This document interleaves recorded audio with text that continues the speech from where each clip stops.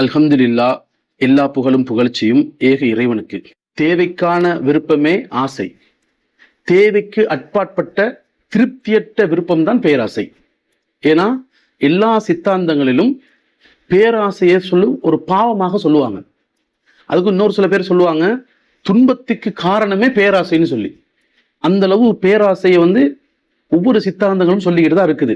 ஆனால் நபிகள் நாயகம் ஸல்லல்லாஹு அலைஹி வஸல்லம் சொல்றாங்க, ஆதமுடைய சந்ததிக்கு ஒரு ஓடையளவு தங்கம் கொடுக்கப்பட்டிருந்தாலும் இன்னும் ஒரு ஓடை தங்கம் இருந்தால் நல்லா இருக்கும் என்று சொல்லி அவன் விரும்புவான்.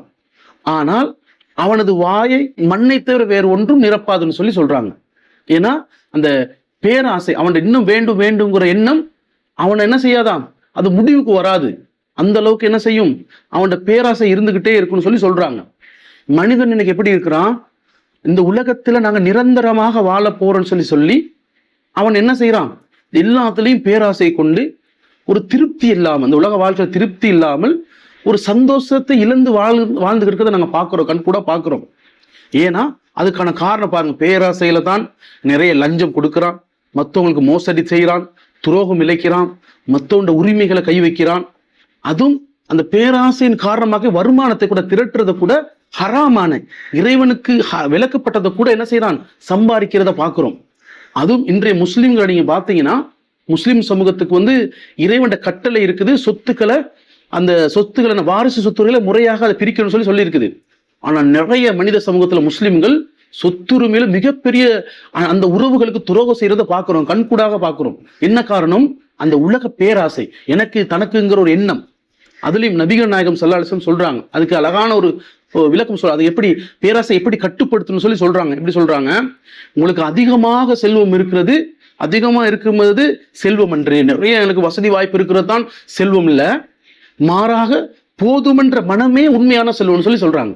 அழகான ஒரு அழகான முறை. எப்படி போதும், எனக்கு கிடைச்சது இறைவன் கொடுத்தது அல்ஹம்துலில்லாஹ் போதும்னு சொல்லி சொல்றாங்க.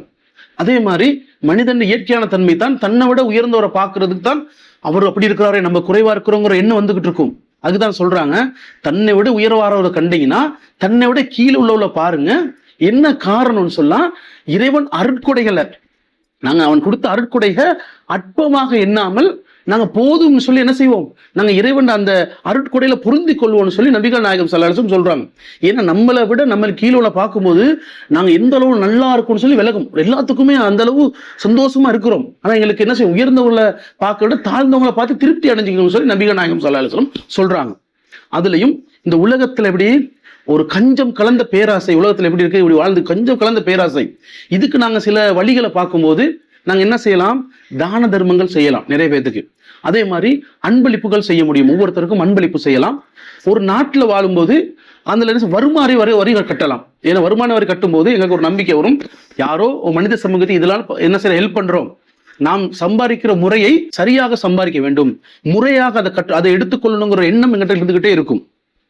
அதுக்கு நபிகள் நாயகம் ஸல்லல்லாஹு அலைஹி வஸல்லம் சொல்றாங்க, ஏன்னா மனிதன் என்ன செய்யும், மறுமை மறந்த இன்பத்தை தகர்க்கக்கூடிய மரணத்தை அதிகமாக நினைவு கூறுங்கன்னு சொல்லி சொல்றாங்க. இப்படி நிறைய என்ன செய்யும், அந்த இன்னொரு வாழ்க்கையை நாங்க அன்னை வாழ்க்கையை தயாராகும் இந்த உலகத்திலே மூழ்கி என்ன செய்யும் நாங்க நினைச்சுக்கிட்டு இருப்போம். ஒவ்வொரு நாளும் நீங்க மரணத்தை நினைவு கூறுங்கன்னு சொல்லி சொல்றாங்க. அதோட காரணம் நாங்க பாக்குறோம், உலகத்துல எந்த நேரம் என்ன செய்யும், ஒரு பேராசைங்கிறது ஒரு மனித சமூகத்தை என்ன செய்யும், மார்க்கத்துட்டு ரொம்பமாக தூரமாக்கிறோம். அதுக்குதான் சொல்றாங்க, ஒரு ஆட்டு மந்தைக்குள்ள ஒரு பசிச்ச 2 ஓநாய்களை நாங்கள் அதுக்குள்ள பசிச்ச ஓனைகளை உள்ளுக்கு அனுப்பினோம்னா எப்படி அந்த ஆட்டு மந்தைகளை நாசமாக்குமோ, அதே மாதிரி நமது அந்த அந்த மனிதன் அந்த செல்வத்தின் மீதுல பேராசையும் பதவி ஆசையும் தனது மார்க்கத்தை விட்டு தூரமாக்கும், நாசமாக்கும்னு சொல்லி நபிகள் நாயகம் ஸல்லல்லாஹு அலைஹி வஸல்லம் சொல்றாங்க. இதுல இருந்து என்னது, அவன் அந்த பேராசையில வரும்போது அவன் இறைவனை சந்திக்கிறத மறுத்துருவான், அந்த முறையாக வாழ்றத மறுத்துருவான். அப்படியே என்ன செய்வான், அந்த பேராசை அவனே அழிச்சு கொள்றதை நாங்க பார்த்துக்கிட்டு இருக்கிறோம். அதுதான் நபிகள் நாயகம் ஸல்லல்லாஹு அலைஹி வஸல்லம் சொல்றாங்க. இறைவனும் சொல்றான், இப்படி இந்த உலக வாழ்க்கையில வாழும்போது இந்த உலகத்துல ஆசைப்பட்டு உலகத்துல நிம்மதியா வாழலாம், எதையும் அனுமதிக்க முடியும். அந்த உலகத்துல மறுமையை நாங்க என்ன செய்யணும், இந்த உலகத்திலையும் சந்தோஷமான வாழ்க்கையை வாழணும், மறுமைக்கு நாங்க என்ன செய்யணும், வாழ்க்கைக்கு தயாராக இருக்கணும். அதே மாதிரி நரக நெருப்புல பாதுகாக்கும் கேட்டுக்கொள்ளணும் இறைவன்கிட்ட.